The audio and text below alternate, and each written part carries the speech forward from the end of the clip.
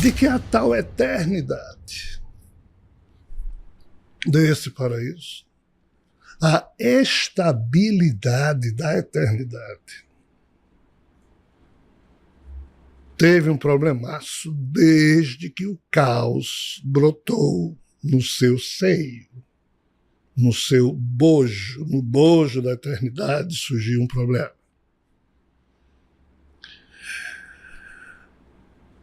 Falar disso é como se a gente estivesse dizendo, mas como é que existia uma coisa perfeita e essa coisa perfeita criou uma coisa imperfeita? Uma coisa perfeita não podia criar uma coisa imperfeita. Como é que pode? Ninguém sabe. Mas aconteceu. Ninguém sabe ainda. Mas aconteceu.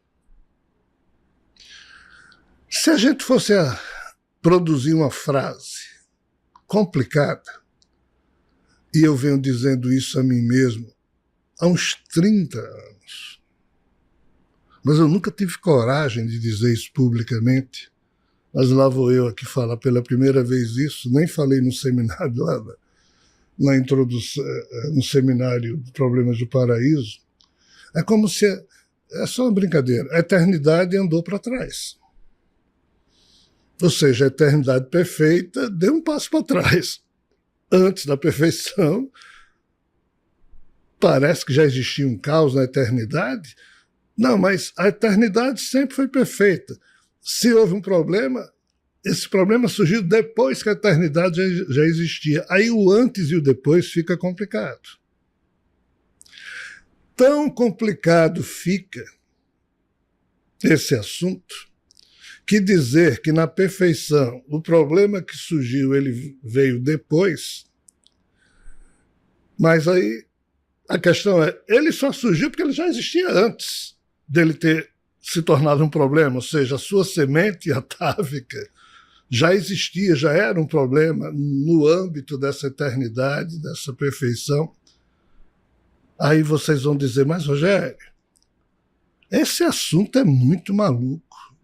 Aí digo eu, põe maluquice nisso. Por isso ele é difícil de ser abordado. Esse assunto foi abordado lá atrás. Mas os humanos não entenderam. E os seres que o abordaram através da interação que na época existia na convivência de seres não humanos com humanos, deixaram isso registrado, só que ninguém entendeu bulhufas do pouco dos registros que conseguiu passar à posteridade e que hoje nós temos. Mas o que é que eu estou tentando falar aqui para vocês? Que nesse seminário e nos livros que eu vou ter que abordar daqui para frente, essa questão, ela é a número 1. Ela tem que ser posta como sendo algo que precisa ser decifrada. A tentativa de fazer essa decifração surgiu lá atrás na história humana, porque isso só pode ser, ou só pôde ser possível, aí vamos voltar aqui, no âmbito da lógica humana. As outras lógicas que haviam surgido ao longo desses 13,8 bilhões de anos, nenhuma delas conseguia entender. Algumas delas conseguiam recolher indícios, elementos perturbadores, indicativos, e iam reunindo, tentando sistematizar esse conhecimento, mas não havia um entendimento sobre isso. Quando os humanos surgiram, racionalmente falando, um grupo de seres que vinha lidando com essas evidências tentou, no âmbito da lógica humana, unir os conhecimentos que eles tinham com a capacidade do ser humano de, em tendo o conhecimento, criar um nível de compreensão que só a sagacidade da lógica humana pode isso fazer. Por quê? Porque os cidadãos do paraíso não têm essa sagacidade, a lógica deles é totalmente ingênua.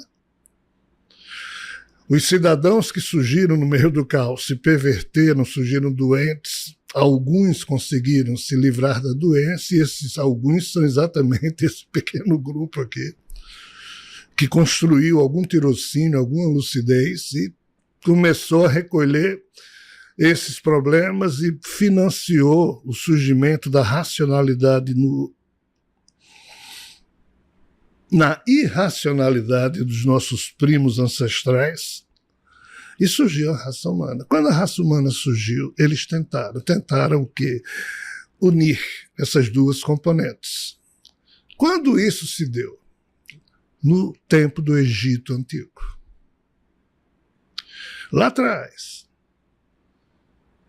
no tempo em que as mitologias descrevem o mundo, ou seja, a Terra, como ela era, e como os humanos que nela habitavam, há 3, 4, 5, 6, 7 mil anos e antes disso. Lá no Antigo Egito, que tem uma história de reinados divinos de mais de 20 mil anos, registrado.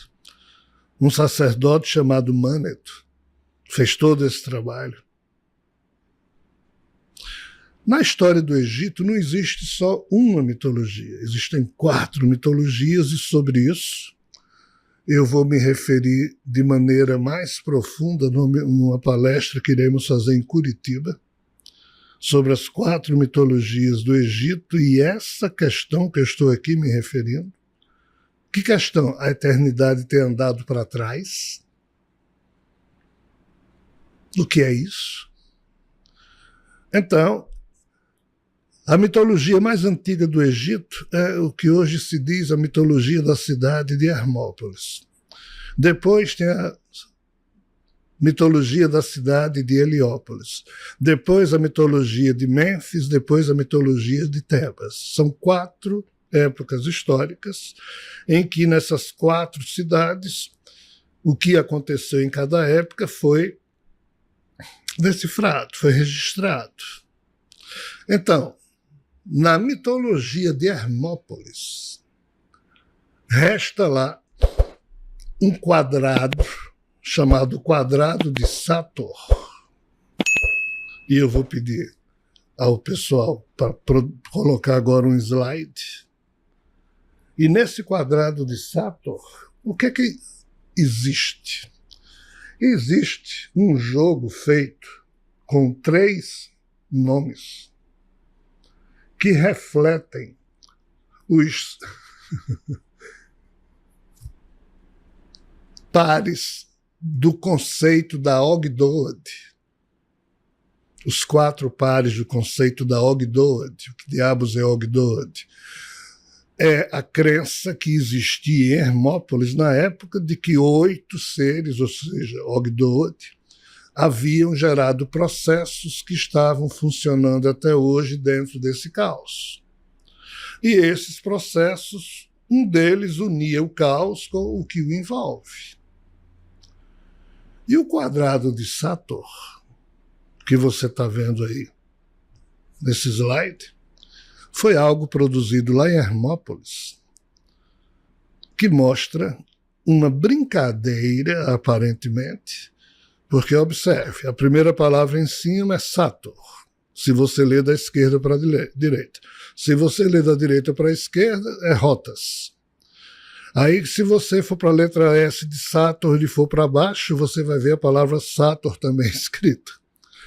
Aí, se você pegar a letra R da última linha e for para a direita, você vai ver escrita a palavra Rotas.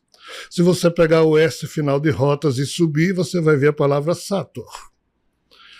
Do jeito que é assim para a primeira palavra, Sator ou Rotas, que são 2 significados distintos, a de baixo é a mesma coisa, Arepo e Ópera, que também pode ser lida da esquerda para a direita ou da direita para a esquerda, com dois significados.